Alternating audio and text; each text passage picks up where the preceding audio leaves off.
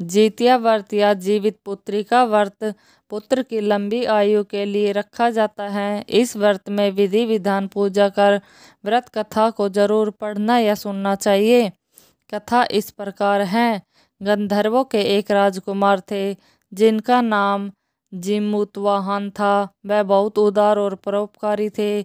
बहुत ही कम उम्र में उन्हें सत्ता मिल गई थी, लेकिन उन्हें वह मंजूर नहीं था। उनका मन राजपाट में नहीं लगता था। ऐसे में वे राज्य छोड़कर अपने पिता की सेवा के लिए वन में चले गए। वहीं उनकी मलयावती नाम की एक राजकन्या से विवाह हुआ। एक दिन जब वह वन में भ्रमण करते हुए जीमूतवाहन ने वृद्ध महिला को विलाप करते हुए देखा। उसका दुख देखकर उससे रहा नहीं गया और उन्होंने वृद्धा की इस अवस्था का कारण पूछा। इस पर वृद्धा ने बताया, मैं नागवंश की स्त्री हूँ और मेरा एक पुत्र है। पक्षीराज गरुड़ के सामने प्रतिदिन खाने के लिए एक नाग सौंपने की प्रतिज्ञा की हुई है, जिसके अनुसार आज मेरे ही पुत्र शंखचूंड को भेजने का दिन है। आप बताइए, मेरा इकलौता पुत्र बलि पर चढ़ गया तो मैं किसके सहारे अपना जीवन व्यतीत करूंगी।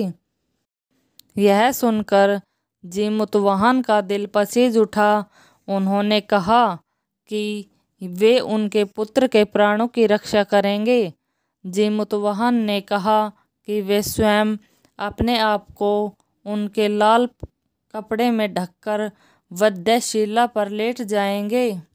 जीमूतवाहन ने आखिरकार ऐसा ही किया।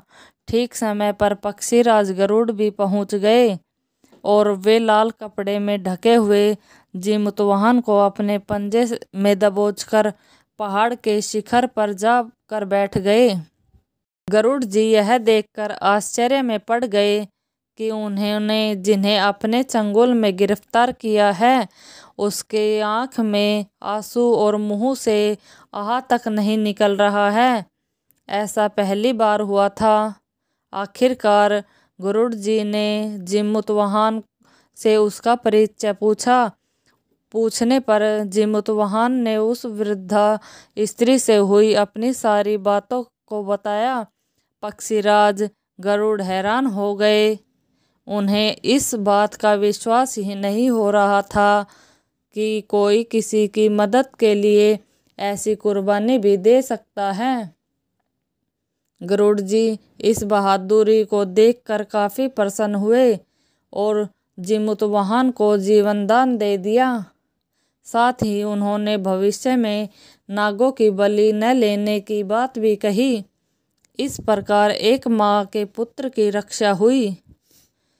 मान्यता है कि तब से ही पुत्र की सुरक्षा हेतु जीमूतवाहन की पूजा की जाती है। धन्यवाद दोस्तों।